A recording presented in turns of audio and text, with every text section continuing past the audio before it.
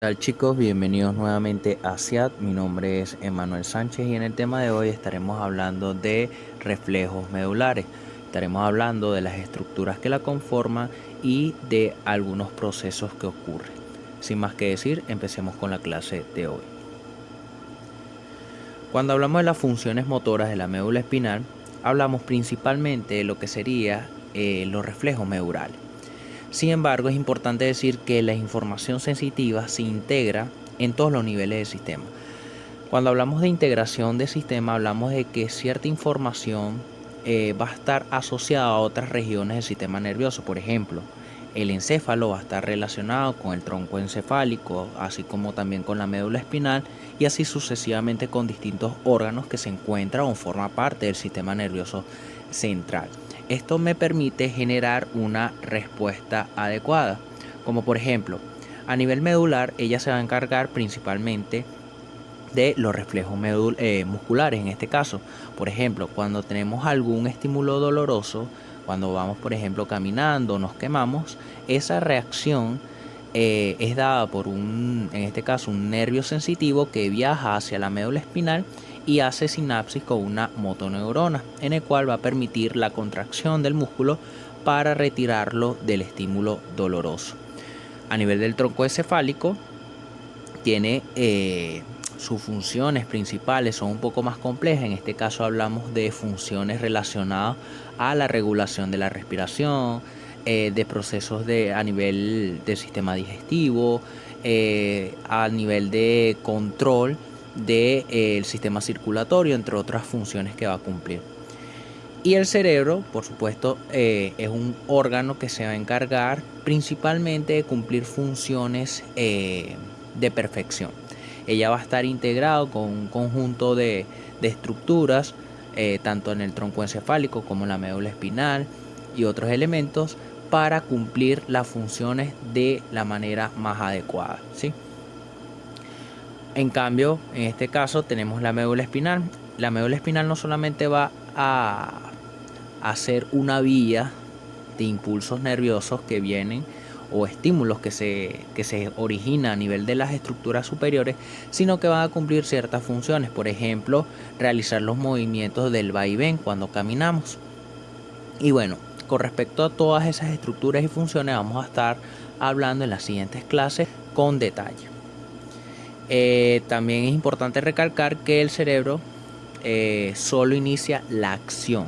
En este caso, cuando queremos caminar, un estímulo originado a nivel de lo que sería el encéfalo va a viajar a través de lo que sería el tronco encefálico, médula espinal, y va a llegar hacia la motoneurona, en el cual va a generar un estímulo en esos elementos musculares necesarios para iniciar el proceso, en este caso, de caminar. Ahora, cuando hablamos de la organización de la médula espinal para funciones motoras, decimos que a nivel de la médula espinal sabemos que está compuesto de una sustancia blanca y una sustancia gris. La sustancia blanca va a estar compuesta de los axones de esas neuronas o cuerpos neuronales que se van a encontrar y van a formar la sustancia gris. Sabemos que, por ejemplo, en el caso de la médula espinal, una de las funciones más importantes que vamos a tocar es el reflejo medular. En este caso, si generamos un estímulo doloroso, ella va a viajar por una rama sensitiva y va a llegar a la raíz sensitiva en el asta posterior. Cuando ella llega a nivel de lo que sería la raíz posterior de la médula espinal, ella puede tomar dos vías diferentes. Puede tomar o generar ramas locales en el cual ella va a hacer sinapsis con un conjunto de estructuras, en este caso principalmente interneuronas o con una motoneurona anterior directamente, en el cual posteriormente va a mandar un estímulo a través de la raíz motora, ¿sí? Para generar, en este caso, una contracción en el músculo. Otra rama que puede formar, en este caso, esa rama sensitiva que está llegando a la médula espinal, es mandar impulsos hacia los que serían niveles más altos del sistema nervioso. En este caso hablamos de el encéfalo, hablamos de porciones superiores de la médula espinal y del tronco encefálico. Recordando acá que la médula espinal va a cumplir funciones integradoras con otras regiones, como por ejemplo el cerebelo, hablamos también de lo que sería el tronco encefálico, la corteza motora, que es sumamente importante, en el cual van a trabajar en conjunto para realizar o generar una reacción adecuada. Tenemos que va a estar compuesto de varios millones de neuronas en lo que sería la sustancia gris, y lo más importante es que se van a encontrar dos tipos de neuronas. En este caso hablamos de las motoneuronas anteriores, que son un tipo de neuronas que van a dirigirse hacia la raíz motora y van a generar ciertos estímulos a las estructuras, por ejemplo, musculares. Y tenemos las interneuronas, que simplemente son un conjunto de neuronas que sirven para hacer sinapsis entre ellas. Ellas me permiten la interacción o mandar un estímulo hacia ciertas regiones específicas de esa porción de la médula espinal para posteriormente ser comunicadas hacia otras regiones o hacia la motoneurona anterior. Sin embargo, a medida que vaya pasando las clases vamos a hablar detalladamente cada una de ellas. Aquí tenemos los distintos niveles: el encéfalo, tronco encefálico y por supuesto la médula espinal. Entonces, empecemos a hablar primeramente de las motoneuronas. En este caso, cuando hablamos de las motoneuronas o motoneuronas anteriores, ellas se van a encontrar en lo que sería la sustancia gris en el asta anterior. Ellas tienen una característica importante, es que es de gran tamaño. Se habla que tiene aproximadamente de 50 a 100 veces más o de mayor tamaño que el resto del conjunto de neuronas que se encuentran en la sustancia gris. En este caso hablamos de por ejemplo, las interneuronas. También tenemos que decir que las fibras nerviosas salen de la médula espinal a través de lo que sería la raíz anterior, y ella se va a encargar de inervar directamente la estructura muscular. Como hablamos anteriormente, llega una información, en este caso un estímulo sensitivo, va a ser sinapsis con un conjunto de interneuronas o directamente con la motoneurona, y ella es la que se va a encargar de mandar un estímulo hacia el elemento muscular para generar una contracción. En este caso hablamos de que sus fibras, o mejor dicho, las motoneuronas, se pueden clasificar en dos tipos. En este caso hablamos de una motoneurona alfa y una motoneurona gamma, que ya vamos a ver más adelante las diferencias que hay con respecto a cada una de ellas. Entonces empecemos a hablar primero de las motoneuronas alfa, esta que se observa acá, ¿sí? Las motoneuronas alfa son un tipo de fibras que van a estar inervando directamente a lo que serían las fibras musculares. Ya vamos a ver otra imagen en la cual se puede observar con mayor detalle. Sin embargo, podemos hablar de algunas características que posee. En este caso hablamos que son de gran tamaño, se hablan que son de tipo alfa, que tiene una dimensión de aproximadamente, o un diámetro de 14 nanómetros, es decir, que su transmisión de impulso es muy rápida.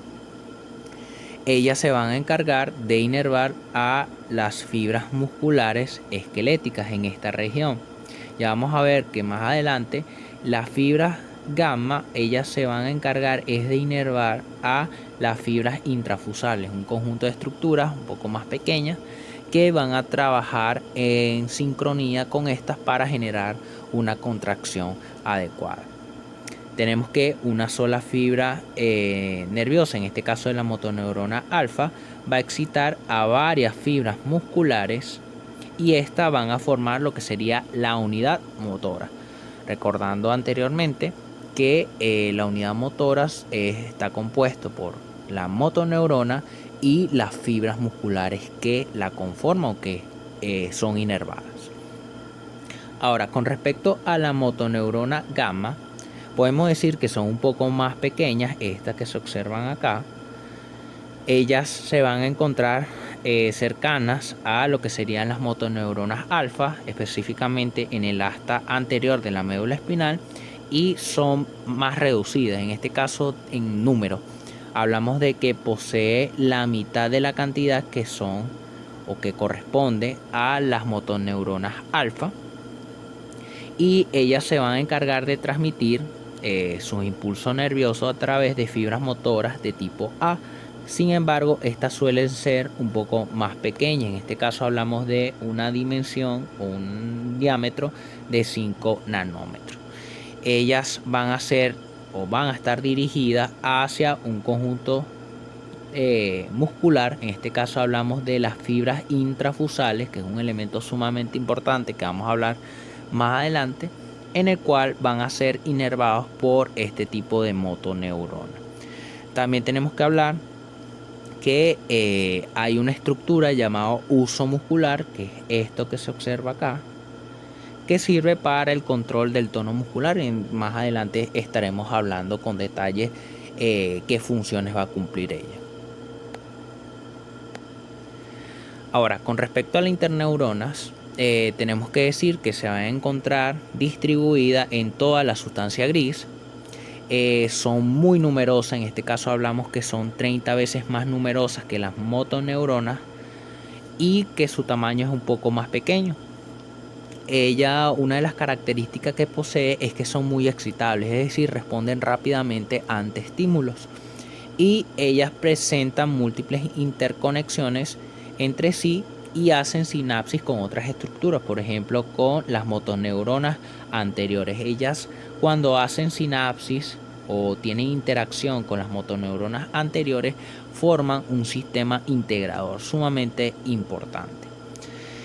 Casi todas estas actividades pasan a través de las interneuronas, donde se somete al procesamiento.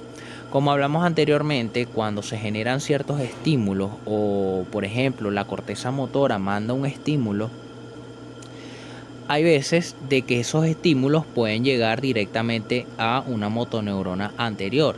Sin embargo, generalmente o en la mayoría de los casos, ese estímulo primero pasa por un conjunto de interneuronas, y son esas interneuronas que se van a encargar de hacer sinapsis con esas motoneuronas anteriores para posteriormente mandar el estímulo hacia el músculo y generar una contracción. Aquí tenemos algunas vías que van desde la corteza motora, pasan por tronco encefálico, el entrecruzamiento de las pirámides, y posteriormente van a hacer sinapsis con las interneuronas, o algunas van a hacer sinapsis directamente con lo que sería una motoneurona anterior. Ahora, con respecto a otras células que se pueden encontrar en el asta anterior, hablamos de las células de Reichard, estas que se observan acá. Estas células se encargan de transmitir señales inhibitorias a lo que serían las motoneuronas anteriores. Como se observa acá en la imagen, cuando se genera un estímulo, por ejemplo, un reflejo, en el cual va el estímulo, viaja hasta el asta o la raíz posterior de la médula espinal, hace sinapsis ya sea con unas interneuronas o directamente con la motoneurona anterior, y esta motoneurona anterior va a mandar el estímulo hacia el elemento muscular para generar una contracción. Sin embargo, ella tiene una rama que se va a dirigir a esta estructura, específicamente a la célula de Reichard. Esta célula de Reichard va a generar unas ramas colaterales hacia lo que serían las motoneuronas anteriores, y va a generar una inhibición lateral. Es decir, cuando se genera ese estímulo que va a viajar hacia el elemento muscular, ese estímulo también se va a dirigir hacia estas células, y estas células se van a activar y van a inhibir a las células vecinas, en este caso a las motoneuronas anteriores. Esto es muy importante debido a que permite concentrar sus impulsos o enfocarlos hacia una dirección. Es decir, ese estímulo que se está generando en esa motoneurona anterior va a permitir de que la información o en este caso el potencial de acción que se está mandando no se disperse, y genera un proceso inhibitorio para que esta célula no siga mandando señales hacia el elemento muscular que está inervando. Muy importante. Entonces, con respecto a las conexiones multisegmentarias o también llamados fibras propios espinales, sabemos que la médula espinal no va a trabajar aisladamente, es decir, ella va a tener integración con un conjunto de estructuras, en este caso como por ejemplo el encéfalo, el tronco encefálico y ciertas estructuras del sistema nervioso central. Sin embargo, la médula espinal por sí sola tiene integración propia, es decir, cada segmento medular no trabaja independientemente de la otra, sino que ella va a tener conexiones con distintas regiones, ya sea a nivel cervical, como a nivel dorsal, como a nivel lumbar. Muy importante recalcar esto. Entonces, podemos decir que esas fibras que se encuentran, o estas fibras propioespinales que se encuentran en la médula espinal, la mitad de ellas pueden ascender o descender por la médula espinal para generar conexiones con los distintos segmentos que se encuentran. Ellas penetran por lo que sería la raíz posterior, como hablamos anteriormente, llega un estímulo sensitivo, llega a un conjunto de estructuras, en este caso interneuronas, en el cual mandan axones de forma ascendente o descendente por la médula espinal para generar procesos de integración. En este caso, las señales pueden viajar hasta un solo segmento de distancia, por ejemplo de acá a acá, de dos segmentos de distancia, o lo pueden hacer hacia segmentos o múltiples segmentos en la médula espinal. Ellos permiten, esta conexión con los distintos segmentos permite suministrar una vía para los reflejos multisegmentarios. Esto permite lo que sería una integración adecuada para generar una respuesta de reflejo adecuada. Con respecto a los receptores sensitivos musculares, tenemos dos tipos que son sumamente importantes en esta clase. Hablamos de los usos musculares y hablamos del órgano tendinoso de Golgi. Cada uno va a tener sus características específicas y la vamos a estar hablando a medida que vaya pasando la clase. Tenemos que tiene un proceso de retroalimentación permanente.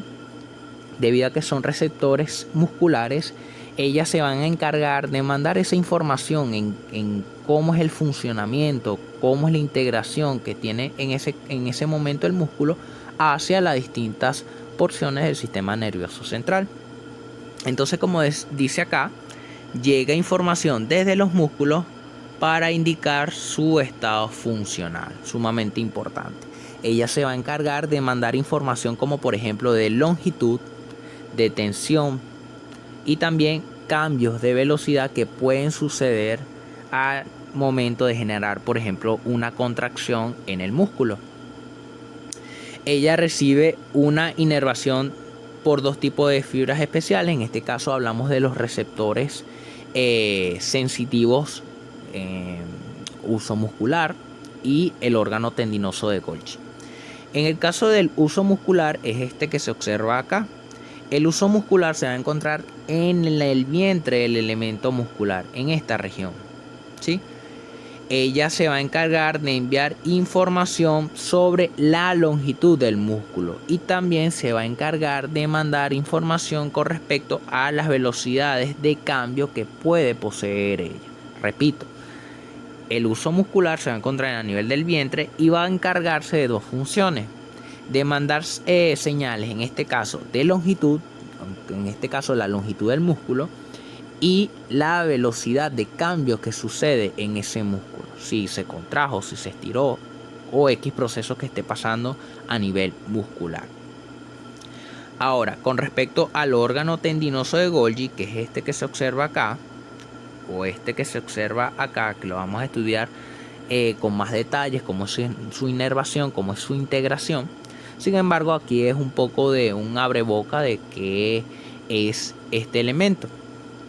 Hablamos de que ella se va a encontrar en relación con los elementos tendinosos del músculo y ella se va a encargar principalmente de mandar estimulación, en este caso información sobre la tensión tendinosa y los cambios de ritmo que suceden en el músculo, ¿sí? Entonces, en conclusión, el uso muscular se va a encargar de mandar señales sensitivas de longitud y de los cambios de velocidad, mientras que el órgano tendinoso de Golgi se va a encargar principalmente de la tensión que se encuentra a nivel de este mismo elemento muscular o principalmente de los elementos tendinosos, ¿sí? Estas señales casi son exclusivas o son controladas de forma subconsciente, es decir, no siempre estamos conscientes de estos estímulos que se están mandando hacia el sistema nervioso central para saber cuál es las condiciones en que se encuentra dicho músculo, y ella va a encargarse de transmitir esa información hacia la médula espinal y posteriormente a otros elementos del sistema nervioso central, como por ejemplo la corteza cerebral, el cerebelo, el tronco encefálico, entre otras estructuras. El cerebelo es muy importante porque vamos a ver en las siguientes clases que es una estructura, un órgano que va a estar íntimamente relacionado con lo que serían procesos de equilibrio, con procesos de coordinación que van a estar integrados con lo que sería la corteza motora, y es sumamente importante tener una estructura adecuada, en este caso es tener una buena condición en este órgano para que se genere dichos procesos de forma adecuada. Sin embargo, es importante que sepan lo importante o la relación que tiene dicho órgano con lo que serían los distintos elementos del sistema nervioso central. Aquí tenemos órgano tendinoso. Cuando genera un estímulo de tensión, como hablamos anteriormente, ella manda un estímulo a través de las fibras sensitivas y va a llegar a través del asta posterior. Ella va a hacer sinapsis con una interneurona y la motoneurona anterior va a estar inhibida, ¿sí? Ella, en esta sinapsis que se observa acá, es una sinapsis inhibitoria, es decir, que va a generar lo opuesto a una contracción, es decir, una relajación en el elemento muscular. Ya vamos a ver más adelante que el órgano tendinoso de Golgi es un mecanismo de defensa que tiene el músculo cuando se ve sometido a grandes cargas para evitar procesos de lesión, en este caso un desgarre, principalmente de estos elementos musculares. Aquí tenemos lo que sería el uso muscular, que como hablamos anteriormente se va a encargar de mandar cambios de longitud y la velocidad de cambios de dicho elemento muscular. Se genera un estímulo en este receptor en el cual va a viajar por una fibra sensitiva, llega al asta posterior, va hacia la médula espinal, asta anterior, hace sinapsis con una motoneurona anterior y esta se va a encargar de inervar el músculo generando estímulos en lo que serían las fibras musculares esqueléticas e intrafusales, que vamos a ver más adelante. Las fibras intrafusales son un elemento que comentamos anteriormente que forma parte de los elementos musculares. Ahora empecemos a hablar de las funciones receptoras, específicamente del uso muscular. Como hablamos anteriormente, el uso muscular se va a encargar principalmente de mandar información con respecto a la longitud del músculo o los cambios que suceden a nivel de este músculo. Ella va a estar o tiene una longitud de 3 a 10 milímetros y va a estar compuesto de 3 a 12 fibras intrafusales, que son estas que se observan de color morado. Ellas van a estar íntimamente relacionadas con lo que serían las fibras extrafusales, que son estas que se observan de color blanco, gracias a la fijación de una estructura, en este caso del glucocálice, de los filamentos en grandes o extrafusales. Tenemos que una característica que es muy importante hablar con respecto al uso muscular es que en su porción central o en la región central, ella está provisto de filamentos, o si tiene muy pocos, de filamentos de actina y de miosina. Y como vimos en las clases anteriores, los filamentos de actina y de miosina son elementos sumamente importantes para generar la contracción del elemento muscular. Tenemos que generalmente cuando se generan contracción en el músculo extrafusal, esto genera una estimulación en su porción central, en el cual sí va a estar compuesto de algunas fibras sensitivas. Estas fibras sensitivas van a viajar hacia la médula espinal y van a hacer sinapsis, ya sea con una motoneurona o un conjunto de interneuronas, en el cual van a tener también relación con lo que serían algunas estructuras superiores, o en este caso del sistema nervioso central. Esta inervación motora, en el caso de las fibras intrafusales, va a estar dadas por las fibras, o en este caso las motoneuronas gamma, que tiene una longitud o un diámetro de 5 nanómetros. Entonces, la porción receptora ya sabemos que se va a encontrar en la porción central del huso muscular, en el cual en esta nacen o parten fibras sensitivas. En este caso tenemos dos tipos de fibras sensitivas. Tenemos las terminaciones primarias y las terminaciones secundarias, que la vamos a hablar un poco con mayor detalle más adelante. Ellas pueden ser estimuladas a través de dos mecanismos: por el alargamiento del músculo en un conjunto de estirar lo que sería la porción central o intermedia del huso muscular, y por la contracción de las porciones finales de las fibras intrafusales. Entonces, la zona, en este caso receptora, que es la porción central, como hablamos anteriormente, van a estar compuestas de dos terminaciones exclusivas. Tenemos la terminación primaria y la terminación secundaria. Aquí, a grandes escalas, podemos decir que la primaria tiene un mayor diámetro. En este caso se habla de 17 nanómetros, y la transmisión un poco más rápida que la secundaria. Vamos a ver más adelante que ellas poseen características distintas con respecto a la interacción con los filamentos intrafusales, que son sumamente importantes hablar.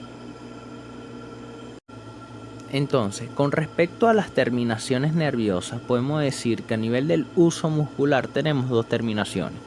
En este caso tenemos una llamada terminación primaria, o también llamado fibra aferente primaria, y también tenemos una segunda terminación, en el cual corresponde a la terminación secundaria, o también llamado fibras de tipo 2 o aferente secundaria. Empecemos a hablar de la terminación primaria. La terminación primaria ya se va a encargar de rodear la porción central de cada fibra intrafusal. Más adelante vamos a ver que hay dos tipos de fibras intrafusales. Sin embargo, es importante que ustedes sepan que ella se va a encargar simplemente de enrollar ambos tipos de fibras intrafusales, como se observa acá. ¿Sí? Entonces, ellas también se denominan, como hablamos anteriormente, terminación aferente primaria o terminación ánulo espiral. Ella es una fibra que es de gran tamaño. En este caso tiene una dimensión de 17 nanómetros, es decir, que su transmisión de impulsos nerviosos va a ser de forma rápida, en el cual la velocidad aproximada va a ser entre 70 a 120 metros por segundo. Con respecto a la terminación secundaria, ella se va a ubicar lo que sería al lado de la terminación primaria, y ella va a tener fibras nerviosas sensitivas de tipo 2. Este tipo de fibras sensitivas tipo 2 son un poco más lentas, sin embargo su transmisión suele ser un poco rápida, menos que la anterior, pero su transmisión tiene una buena velocidad. En este caso hablamos que posee un diámetro de aproximadamente 8 nanómetros, y ella tiene otro nombre también que lo comentamos anteriormente, que es terminación aferente secundaria. Ellas, en este caso, vamos a ver más adelante que solamente se va a expandir o se va a enrollar en forma de rama de arbusto, y se va a dar solamente en lo que serían las fibras de cadena nuclear. Ya lo vamos a explicar un poco más adelante. Aquí tenemos los dos tipos de terminaciones, en este caso sensitivas. Tenemos la primaria, que es esta que se observa acá, que tiene un mayor diámetro, y la secundaria, que tiene un menor diámetro, ubicada en la que sería la porción central del huso muscular. Ahora, con respecto a los tipos de fibras intrafusales, ya les comenté que existen dos tipos de fibras intrafusales. tenemos la de fibras de bolsa nuclear y tenemos la de la cadena nuclear. Aquí tenemos la de bolsa nuclear y la que está en la parte inferior sería la de cadena nuclear. Entonces empecemos a hablar primeramente sobre la bolsa nuclear. Este tipo de fibra muscular se van a encontrar por uso muscular de 1 a 3 fibras en forma de bolsa nuclear. Repetimos, por cada uso se encuentra de 1 a 3 fibras en forma de bolsa nuclear. ¿Qué característica engloba este tipo de fibras? Simplemente que sus núcleos o los núcleos de las fibras musculares están aglomeradas y forman una estructura en forma de bolsa, distinto un poco a lo que sería la cadena nuclear. La cadena nuclear suelen ser un poco más numerosas. En este caso hablamos que se encuentran de 3 a 9 por cada uso muscular, y el diámetro y la longitud suele ser menor que, por supuesto, la bolsa nuclear. Y esto es debido a que sus núcleos, en lugar de estar aglomerados, se van a encontrar en forma ordenada, unos al lado de los otros, como se observa acá. Van a estar en forma paralela, uno al lado de los otros, formando una cadena. Ahora, ya hablamos de lo que serían las terminaciones, en este caso primaria y secundaria, y hablamos de los tipos de fibras intrafusales que se encuentran en el uso muscular, y ellas van a tener una relación. Y esto viene dado a las conexiones que tienen con las terminaciones primaria y secundaria. En el caso de las terminaciones primarias, ellas van a unirse a ambos tipos de fibras intrafusales, es decir, a las fibras en forma de bolsa nuclear y a la de cadenas nucleares que están en la parte inferior, como se observa acá. A las bolsas nucleares, y hay unas ramas que van hacia lo que serían las cadenas nuclear. Sin embargo, las secundarias o las fibras de tipo 2 se van a encontrar únicamente en la fibra de cadena nuclear. Repetimos, las fibras primarias se van a encontrar en ambos tipos de fibras intrafusales, en este caso bolsa nuclear y cadena nuclear, y la de tipo 2 únicamente se van a encontrar en lo que sería cadenas nucleares. Entonces, ya sabemos cuáles son las terminaciones nerviosas, que es la primaria y la secundaria, y también sabemos cuáles son los tipos de fibras existentes, en este caso fibras intrafusales. Tenemos dos, la de la bolsa nuclear y la de la cadena nuclear. Ahora, ¿qué tipo de respuestas se pueden generar a nivel de las fibras intrafusales? Se pueden generar dos tipos de respuestas. Tenemos la respuesta estática y la respuesta dinámica. A grandes escalas, las respuestas estáticas son aquellas que su respuesta no es grande, no es tan fuerte como sería en este caso la respuesta dinámica. Sin embargo, la característica que le da es que ella permite mantener una información constante o mandar información constante por un periodo de tiempo prolongado, distinto a las respuestas dinámicas, que son cambios bruscos o respuestas bruscas. Sin embargo, el tiempo de duración en que sucede esta reacción suele ser por un periodo muy corto. Entonces, si hablamos un poco más específico, decimos que las respuestas estáticas se dan a través de cuando se genera un estiramiento a nivel del uso muscular, pero ese estiramiento se produce de forma lenta. Ya por ejemplo, se genera un estiramiento en este uso muscular, las fibras sensitivas mandan señales continuas y ellas generan una reacción de forma estática, es decir, no de tanta fuerza, sin embargo se puede mantener por un tiempo prolongado. El número de impulsos de las terminaciones proviene de las fibras primarias, esta que se observa acá, que van a cubrir tanto a las fibras de bolsa nuclear como la de cadena nuclear, y ella va a estar relacionado en dirección al grado de estiramiento. Dependiendo de qué tanto se estire el uso muscular, ella va a mandar estímulos o impulsos nerviosos que van a llegar a través de las fibras estáticas en este caso. Y como hablamos anteriormente, se va a encargar de transmitir la información de forma continua. Con respecto a la respuesta dinámica, es un poco distinto a la respuesta estática. En este caso, los cambios del uso muscular son de forma repentina, es decir, de cambios bruscos o de procesos excitatorios bruscos. Ella va a estar dada por lo que serían las terminaciones primarias únicamente. En este caso hablamos de esas fibras que enrollan tanto la bolsa nuclear como la cadena nuclear y responde a cambios rápidos de longitud, como hablamos anteriormente. Esta tiene una duración mucho más reducida, en este caso se habla de segundos, y posterior a generar esa respuesta a través de la respuesta dinámica, esta que se observan acá, ellas vuelven a tener una respuesta estática, ¿sí? Entonces, en conclusión, las respuestas estáticas son aquellas respuestas que se van dando progresivamente y permiten mandar respuesta por un tiempo mucho más prolongado, mientras que la respuesta dinámica son cambios bruscos, repentinos, en el cual tiene una duración de pocos, en este caso tiempo o segundos. Entonces, con respecto al control de la intensidad de la respuesta estática y dinámica, tenemos que un nervio motor va a llegar a lo que sería el uso muscular a través de estos dos tipos de fibras, como hablamos anteriormente. Tenemos una fibra estática y una fibra eferente dinámica. Entonces, esto es más de lo mismo que hablamos anteriormente.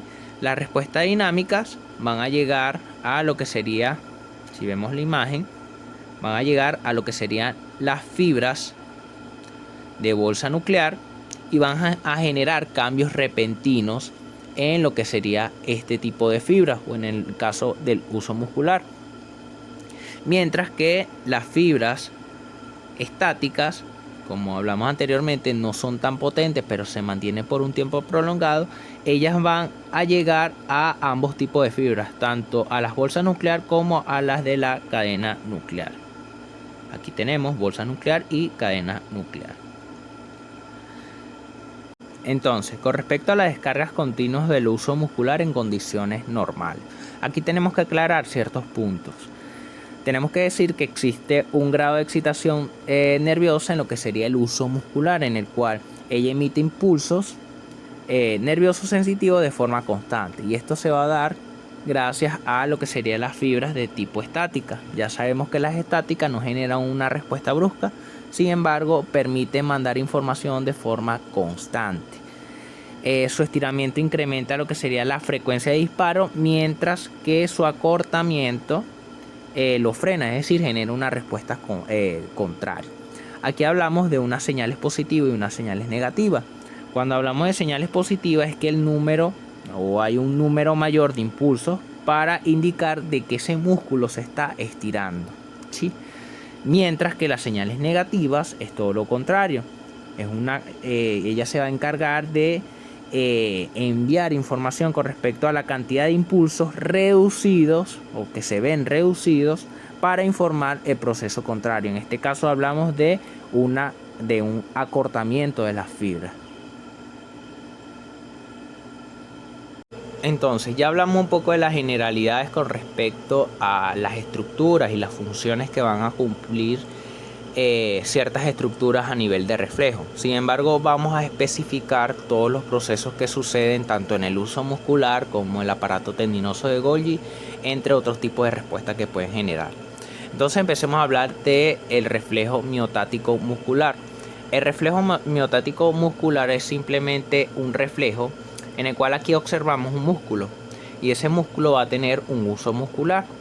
Ese uso muscular va a estar en sinapsis con un nervio sensitivo, en el cual si se genera, por ejemplo, un alargamiento del tejido muscular, va a mandar una señal sensitiva que se va a dirigir hasta el asta posterior de la médula espinal, llega a la sustancia gris y a nivel del asta anterior va a ser sinapsis con una motoneurona. Esa motoneurona posteriormente se va a dirigir al mismo músculo para generar una actividad. En este caso puede ser, por ejemplo, una contracción. Aquí lo más importante es saber que se pueden obtener dos tipos de vías. Tenemos una vía monosináptica que, si lo definimos como dice los libros, permite el regreso al músculo de una señal refleja en un menor lapso de tiempo, ¿sí? En conclusión o en pocas palabras podemos decir que el nervio sensitivo va a hacer sinapsis directamente con una motoneurona anterior, y esa motoneurona anterior va a hacer sinapsis con el elemento muscular. Esto me permite reducir el tiempo de el potencial que se está generando para llegar nuevamente al músculo y generar una reacción. Sin embargo, tenemos otra vía. En este caso usaría fibras de tipo 2, recordando que las fibras sensitivas son una de transmisión rápida y una de transmisión lenta, como vimos en las diapositivas anteriores, o también recordándolo así como primarias y secundarias. Las secundarias, ellas parten del uso muscular, llegan al asta posterior y en lugar de llegar directamente a una motoneurona, va a llegar a un conjunto de interneuronas. Esto hace que el impulso nervioso que se está transmitiendo desde el uso muscular sea retardado, es decir, dure un poco más para poder llegar a lo que sería el elemento muscular nuevamente. Estas interneuronas van a hacer sinapsis con la motoneurona para posteriormente dirigirse y llegar al músculo. Entonces tenemos el reflejo miotático dinámico y estático. El dinámico es simplemente, como hablamos anteriormente, ella va a estar dada por un periodo de tiempo muy corto pero con una alta intensidad, mientras que los estáticos es todo lo opuesto. Va a estar por un periodo de tiempo mucho más prolongado pero con menor intensidad. Entonces, cuando hablamos de reflejo miotático dinámico, decimos que cuando se generan cambios bruscos en el músculo, ese uso muscular se va a excitar y va a hacer sinapsis con ese nervio sensitivo, en el cual va a viajar por el asta dorsal hasta nuevamente hacer sinapsis con la motoneurona anterior, y esta motoneurona anterior va a hacer o va a llegar al mismo músculo para generar ya sea una contracción refleja o un descenso de la contracción. Como hablamos anteriormente, se da por fracciones de segundo, es decir, por un periodo de tiempo muy corto. Y luego tenemos el reflejo miotático estático. El estático simplemente es más débil, y lo importante acá es que permite mantener un periodo prolongado, en este caso de contracción del elemento muscular. Tenemos que decir que el reflejo deriva de señales continuas transmitidas de las terminaciones primarias y secundarias, como hablamos anteriormente, que son fibras aferentes, que en el caso de la aferente primaria va a estar en relación con ambos tipos de fibras intrafusales, mientras que la secundaria o de tipo 2 va a estar únicamente relacionado con las fibras de cadenas nucleares. Aquí lo más importante es que ella genera un grado de contracción muscular que puede mantenerse constante. Como hablamos anteriormente, este tipo de reacción permite mantener una actividad e informar de la longitud que está sufriendo el músculo por un periodo de tiempo mucho más prolongado. Entonces, con respecto al sistema amortiguador del reflejo miotático, es simplemente lo que hablamos anteriormente. Nosotros tenemos que tener un sistema que nos permita mantener una fuerza cuando estamos realizando alguna actividad por un tiempo prolongado. En este caso tenemos una gráfica A y una gráfica B. Esta sería en condiciones adecuadas y esta en condiciones de alguna patología o algún traumatismo. En este caso, o alteraciones que afecten lo que sería el funcionamiento amortiguador.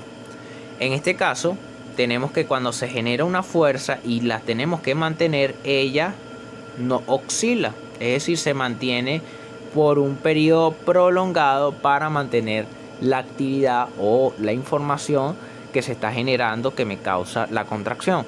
Mientras que si hay un daño en el funcionamiento amortiguador, vemos que la fuerza de contracción de este músculo va a variar, va a oscilar, debido a que no hay un sistema que me permita mantener esa contracción o fuerza de contracción en el elemento muscular. Ahora, Con respecto a la intervención del uso muscular en lo que sería la actividad motora voluntaria, decimos que la vía piramidal va a estar compuesto de un conjunto de neuronas distintas. Sin embargo, el 31% de las fibras nerviosas motoras, en este caso, son gamma, en el cual se clasifica o entra entre la clasificación de tipo A pequeña. Son fibras que transmiten información en altas velocidades, pero no son las más veloces en este caso. Ellas pueden transmitir, o estas fibras provienen tanto de la corteza motora o de cualquier otra área del encéfalo, ¿sí?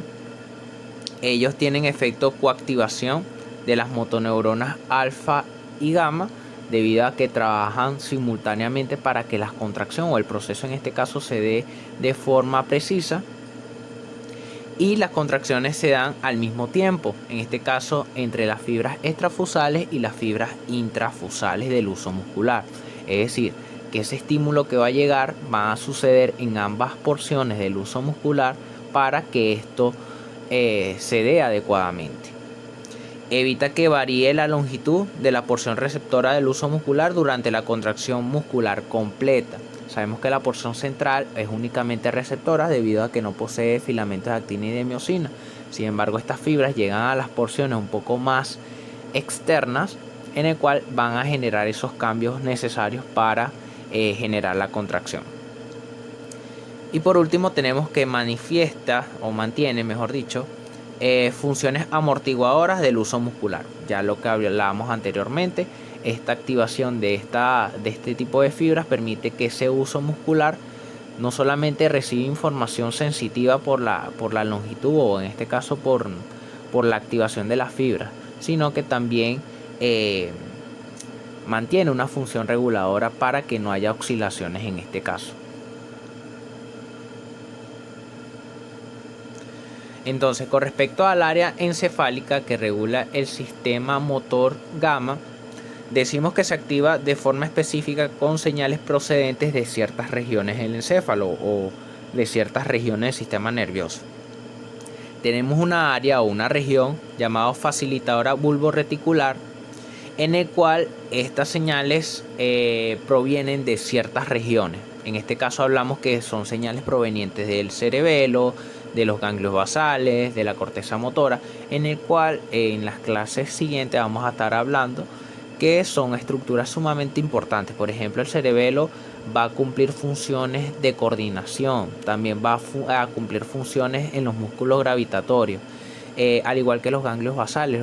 Los ganglios basales en este caso van a cumplir funciones de planificación de movimiento, y la corteza motor, en este caso la corteza cerebral, si nos vamos hacia la porción motora, ellas van a cumplir funciones movimientos finos, ¿sí? Pero eso lo vamos a ir hablando en las siguientes clases. Sin embargo, es importante saber de que estas vías van a estar íntimamente relacionadas. Y como dice acá, está relacionada con las contracciones antigravitatorias y los músculos antigravitatorios. Bien, hablamos anteriormente que el cerebelo es un órgano sumamente importante, además a nivel de lo que sería el tronco encefálico. Tenemos unos núcleos específicos, como son los pontinos y los reticulares, que me van a permitir la activación e inhibición de los músculos que me permiten mantener las posturas, y estos van a estar íntimamente relacionados a todo este conjunto de estructuras. Y por último tenemos la aplicación clínica del reflejo miotático. Tenemos el reflejo rotuliano, que es simplemente un reflejo miotático dinámico en el cual se utiliza un martillo reflejo, en el cual se genera un pequeño golpe a nivel del tendón rotuliano y me va a generar una sacudida. Esto me determina cuál es el grado de excitabilidad que tiene dicho reflejo. Este reflejo no solamente se hace a nivel de lo que sería rotuliano, sino que simplemente con estimular un tendón o directamente en el vientre muscular de algún elemento muscular me va a generar dicho reflejo. En este caso, con reflejo rotuliano me va a permitir una contracción gracias a los músculos del cuádriceps. Luego tenemos el clono, que es una oscilación de las sacudidas musculares, en el cual una de las formas más fáciles es colocar el paciente de pie y se le indica al paciente que deje caer el cuerpo. Al dejar caer el cuerpo va a generar un estímulo en el cual los músculos gastrocnemios ubicados en lo que sería en la pantorrilla se van a contraer, y esto va a permitir que el paciente se eleve. Luego de que llegue a un punto, luego se va nuevamente a relajar y va a descender, y al ser estirada va a generar otra contracción y va a ascender al paciente, y luego de llegar nuevamente a ese punto va a relajarse nuevamente, y al relajarse va a estirar los elementos musculares, en este caso los gastrocnemios, y van a generar otra contracción, y así sucesivamente. Esto principalmente se da debido a que hay un aumento en la excitabilidad, y pueden ser, por ejemplo, algún animal descerebrado en el cual ese estímulo o dicho reflejo esté por arriba o esté sobresaltado y genere esta oscilación. Ahora empecemos a hablar del reflejo tendinoso de Golgi, o también llamado el aparato tendinoso de Golgi. Este reflejo tendinoso de Golgi generalmente se activa cuando los músculos o la porción tendinosa se ve sometida a un estrés excesivo. Esto es un mecanismo de protección, por así decirlo, que tiene el músculo para evitar cualquier daño a nivel estructural de las fibras. Ella se va a encontrar, o su receptor sensitivo se va a encontrar encapsulado a nivel de la porción o de las fibras tendinosas. Ella va a cubrir aproximadamente entre 10 a 15 fibras musculares, en el cual ella va a estar mandando constantemente información hacia lo que sería la médula espinal y otras estructuras superiores del sistema nervioso central, que vamos a ver más adelante. Ella es estimulada por dos procesos, ya sea por contracción o estiramiento del músculo. Por ejemplo, cuando nosotros cargamos un peso muy elevado, estamos contrayendo el músculo, sin embargo aumenta la tensión a nivel de la porción tendinosa. Al igual, cuando cargamos un peso, por ejemplo algo sin generar una contracción, por así decirlo, se genera una tensión a nivel de lo que sería la porción tendinosa igual, en el cual sabemos que este órgano tendinoso de Golgi puede generar dos respuestas, una respuesta dinámica y una respuesta estática. Ya sabemos por las diapositivas anteriores que las respuestas dinámicas son aquellas respuestas que se dan bruscamente pero por un periodo de tiempo muy corto, mientras que las respuestas estáticas son todo lo opuesto, es decir, ellas van a generar una respuesta por un tiempo mucho más prolongado, sin embargo la intensidad de la respuesta no va a ser mayor que o la respuesta que sea a nivel de una respuesta dinámica. Ellas tienen unas fibras de gran tamaño, en este caso son fibras sensitivas de unos 16 nanómetros, en el cual corresponde a fibras de tipo 1B, es decir, de transmisión rápida, en el cual ellas, cuando son sometidas ante tensión excesiva, ellas mandan información tanto a regiones locales como a estructuras encefálicas, o por ejemplo estructuras superiores de control. Por ejemplo, hablamos de cerebelo, hablamos de corteza cerebral, hablamos de tronco encefálico, entre otras estructuras. Entonces, como hablé anteriormente, ellas van a tener relación con lo que sería fascículo espinocerebeloso debido a la interacción que tienen con esas estructuras, como por ejemplo el cerebelo, que el cerebelo no solamente cumple funciones en este caso de coordinación, sino que también tiene una función que es controlar la tonicidad muscular o favorecer a mantener la tonicidad muscular, ¿sí? Entonces, ella simplemente va a generar una respuesta inhibitoria. ¿Cómo así? Cuando se genera tensión excesiva, el órgano tendinoso de Golgi manda una señal que va a viajar hasta el asta dorsal de la médula espinal y va a hacer sinapsis con una interneurona. Esa interneurona es una neurona inhibitoria en el cual va a hacer sinapsis con la motoneurona anterior. Como es un proceso inhibitorio, en lugar de contraer, lo que va a hacer es relajar el músculo, y por ende si por ejemplo la persona está haciendo levantamiento de pesas y este órgano tendinoso de Golgi se excita, ello va a hacer que esas fibras que están estimulando el músculo, que están manteniendo la contracción, relajen ese músculo y suelten la carga. Con función de protección, como hablamos anteriormente, esto se va a encargar principalmente de evitar lesiones debido al a las sobrecargas que tú le puedes poner, en este caso a la porción tendinosa y al elemento muscular.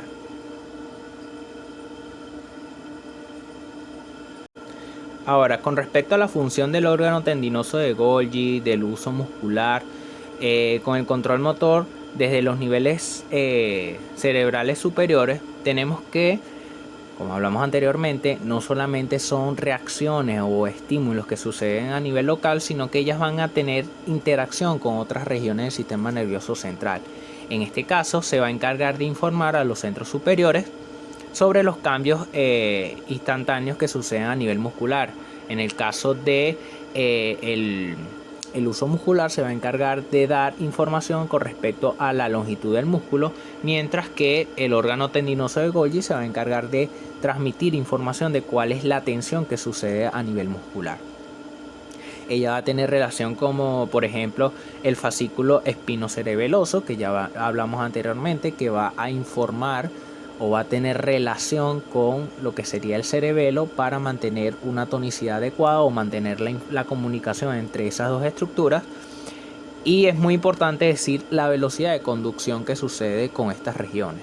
En este caso, el uso muscular y el órgano tendinoso del Golgi tienen una capacidad de transmisión de 120 metros sobre segundo, es decir, una transmisión rápida gracias al tipo de fibra que posee.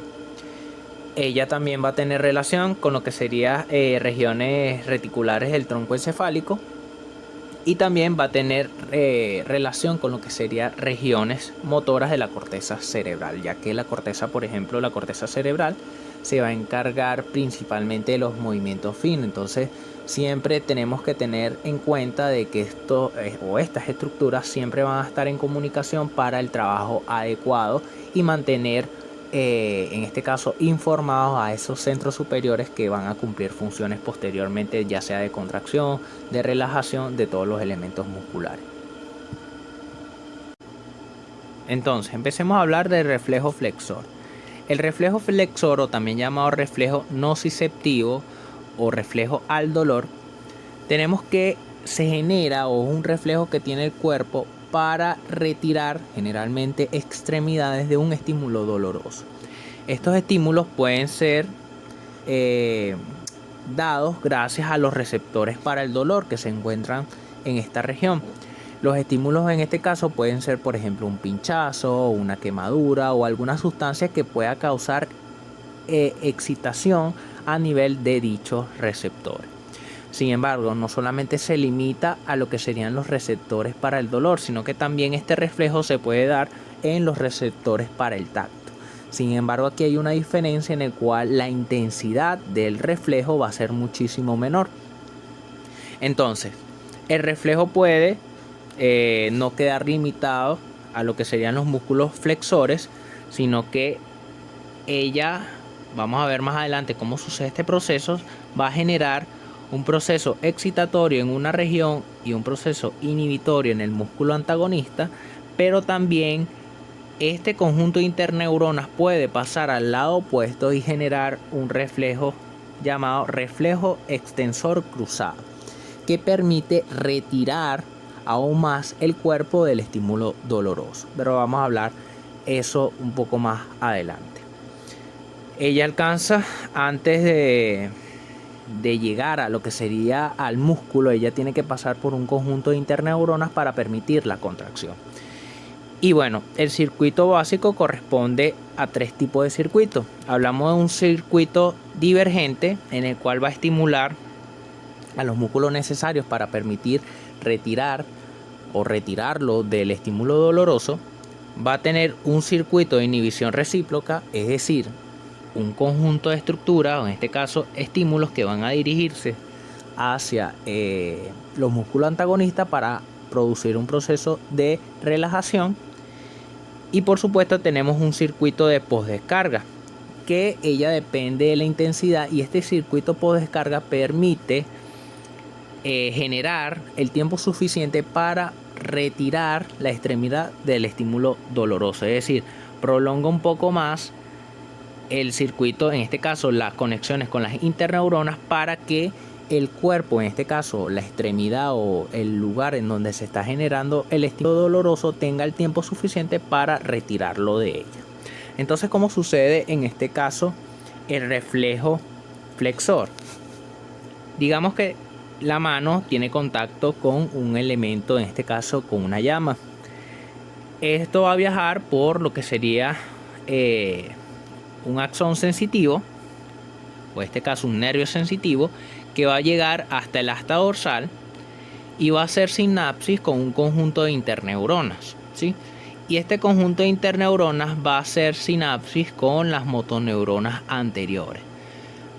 Unas motoneuronas se van a dirigir a los músculos, en este caso, por ejemplo, del caso del brazo, se va a dirigir hacia lo que sería el bíceps, que sería un músculo agonista, para generar la contracción y retirarlo del estímulo doloroso. Y otras sinapsis van a ser a través de las motoneuronas anterior, pero un proceso inhibitorio. Ella se va a dirigir a los músculos antagonistas, en este caso sería el tríceps, para relajarlo y que ese proceso de retirada se dé adecuadamente. Este periodo puede durar aproximadamente entre 2 segundos y medio, un poco más rápido que el flexor extensor cruzado, que lo vamos a ver más adelante. Y simplemente aquí vemos, se genera un estímulo en el cual gracias a las interneuronas se puede mantener, sin embargo empieza a descender ese estímulo y se genera la postdescarga, que genera un tiempo mayor o un periodo de tiempo un poco más prolongado para darle la capacidad a esa extremidad de retirarlo del estímulo doloroso. Entonces, aquí es importante también recalcar de que el reflejo de retirada empieza 0.5 a medio segundo después de haberse generado el estímulo, ¿sí? Tiene que haber un tiempo específico para que viaje desde la mano hacia la médula espinal, en el conjunto de interneuronas, y generar lo que sería el proceso de contracción. Ella no solamente se limita, como hablamos anteriormente, a ese elemento muscular o en la región del cuerpo que se está dando el estímulo, sino que puede dirigirse al lado opuesto y generar otro reflejo, que es el reflejo extensor cruzado. Esto va a estar dado por un mecanismo neuronal o un conjunto de interneuronas que van a pasar al lado opuesto y va a generar alguna actividad, en este caso de contracción y relajación, del lado opuesto en este caso de la persona. Entonces, ¿cómo sucedería el reflejo extensor cruzado? Se genera nuevamente el estímulo, viaja por lo que sería el nervio sensitivo, llega al asta dorsal, hace sinapsis con un conjunto de interneuronas, y hay un conjunto de interneuronas que viaja hacia el lado opuesto y genera sinapsis con otro conjunto de interneuronas. Luego ese conjunto de interneuronas va a hacer sinapsis con las motoneuronas anteriores. Una se va a encargar de procesos inhibitorios, en este caso sería el bíceps del lado opuesto, y va a generar un proceso excitatorio en el tríceps del lado opuesto. Es decir, se invierte el proceso que sucede en el lado en donde se está generando el estímulo.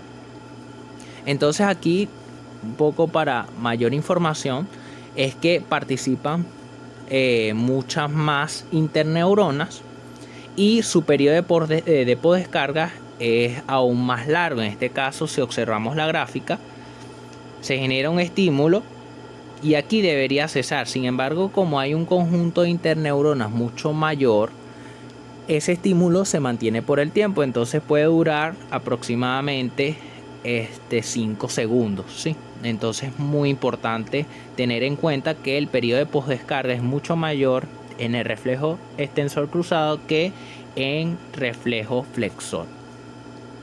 Y bueno, hace un proceso excitatorio e inhibitorio en lo que sería la actividad muscular.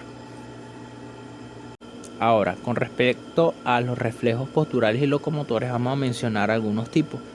Tenemos la reacción de apoyo positivo, reacción de imán, que simplemente impide que el animal o la persona se caiga hacia un lado. Esto hace o es debido a que hay un aumento en el tono extensor de los miembros inferiores, y esto es normal en personas o pacientes de 3 a 8 meses. Sin embargo, posterior a este tiempo, se tiene que hacer un estudio debido a que puede ser causado por algún defecto o algún problema a nivel medular. Tenemos también reflejos medulares de enderezamiento, en el cual se realizan movimientos descoordinados, como por ejemplo un animal cuando se encuentra acostado, un caballo por ejemplo, él va a realizar movimientos descoordinados para volver a tomar la postura. Y esto es debido a un conjunto o hay una integración de algunos reflejos relativamente complejos para permitir generar nuevamente la postura, en este caso del animal. Luego tenemos los movimientos de marcha y de la deambulación. Sabemos que la señal principal para permitir lo que sería el desplazamiento del cuerpo, en este caso caminar, va a provenir de la corteza motora. Sin embargo, el control va a estar dado por lo que sería la médula espinal. Entonces, lo que sería la flexión hacia adelante de la extremidad y su extensión hacia atrás va a estar coordinado principalmente por la médula espinal. Ella tiene un sistema inhibitorio recíproco en el cual, por ejemplo, si contraemos en una de las extremidades el músculo cuádriceps, este que se observa acá, que es anterior, los femorales se deben relajar, ¿sí? Es un proceso antagónico. Y bueno, hay señales sensitivas en el pie que me determinan o corregir ciertos movimientos con respecto a cómo en este caso la persona pisa, si está pisando más hacia un lado, si está pisando más internamente. Ellos permiten como tal mandar información hacia lo que sería la médula espinal para corregir posteriormente el siguiente movimiento. Luego tenemos el reflejo de rascado, que es cuando sentimos una sensación de pudor o cosquilleo, que simplemente nos permite detectar exactamente dónde va a estar ubicado, en este caso el animal o algún objeto que nos está causando esa sensación, y va a desencadenar un conjunto de movimientos. En este caso va a ubicar exactamente dónde se está generando este proceso y va a realizar movimientos de va y ven. En este caso hablamos de la mano, pero en los animales puede ser tanto las garras o entre otras estructuras que ellos posean. Con respecto a los espasmos, tenemos que se puede generar un espasmo muscular producido por una fractura. Cuando se genera una fractura, se genera un estímulo muy doloroso en el cual los músculos que se encuentran rodeando esa estructura ósea se van a contraer, y esta contracción va a generar dolor y así sucesivamente. Luego tenemos espasmos musculares abdominales en una persona con peritonitis. La peritonitis es inflamación del peritoneo, en el cual este proceso causa dolor a nivel abdominal, y este dolor va a generar que la pared abdominal se contraiga, en el cual genera mayor contracción y en este caso dolor.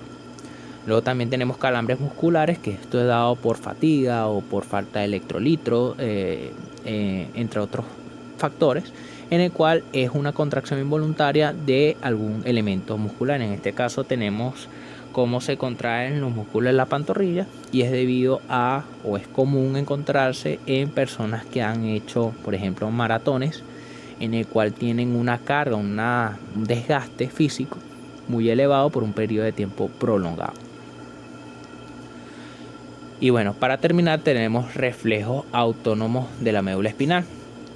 Sabemos que la médula espinal van a cumplir no solamente funciones de mandar información, sino que ellas van a estar integradas con otras estructuras y van a cumplir funciones locales. En este caso, ella permite controlar ciertas funciones, como serían los espasmos musculares, evacuación de lo que serían el colon y la vejiga, y va a controlar ciertas estructuras como presión arterial local y profusa sudoración, ¿sí? Entonces, cuando se genera algún traumatismo en la médula espinal que conlleva un fallo total de la porción inferior a donde se encontró el traumatismo, se le llama shock medular. Esto que se observa acá, en el cual todos los procesos que se encuentran por abajo de ese sitio van a estar inhibidos por un tiempo, otros regresan, otros no. Sin embargo, esto se va a explicar en las siguientes clases. Entonces, cuando se genera un shock medular, o también llamado sección de la médula espinal, se pierden lo que serían los estímulos de los centros superiores. En este caso hablamos de la relación que tienen con distintas estructuras del sistema nervioso central a través de distintos fascículos, como por ejemplo el fascículo reticuloespinal, vestíbulo espinal y el córtico espinal. Cuando se genera nuevamente ese daño a nivel de lo que sería la médula espinal, la presión arterial desciende bruscamente, se habla de aproximadamente 40 milímetros de mercurio, y suele ascender a valores normales posteriormente a los 2 días, 3 días. Todos los reflejos, en este caso musculares, esqueléticos, se ven bloqueados por un periodo de tiempo aproximadamente de 2 semanas hasta varios meses, y ellos después de ese periodo pueden regresar. Sin embargo, vuelven con una hiperexcitabilidad, son hiperexcitables, es decir, los reflejos se generan más bruscamente debido a que, como hubo daño a nivel de la médula espinal, esas neuronas, o en este caso esas conexiones que aún quedan, pueden ocasionar que éstas se sobreestimulen para poder realizar la función que antes cumplían. Y por último tenemos reflejos de sacro, que son encargados de controlar el vaciamiento de la vejiga y del colon, en el cual ellas dejan de funcionar por un periodo de tiempo de días o semanas, dependiendo del caso, o hasta meses, pero posteriormente a esto puede retornar nuevamente a sus funciones normales. Y bueno, chicos, de bibliografía les dejo el Gayton Hall, Tratado de Fisiología Médica. Y bueno, chicos, espero que hayan entendido esta clase. Cualquier duda o pregunta lo pueden hacer a través de las redes sociales. Y bueno, nos vemos en la siguiente clase.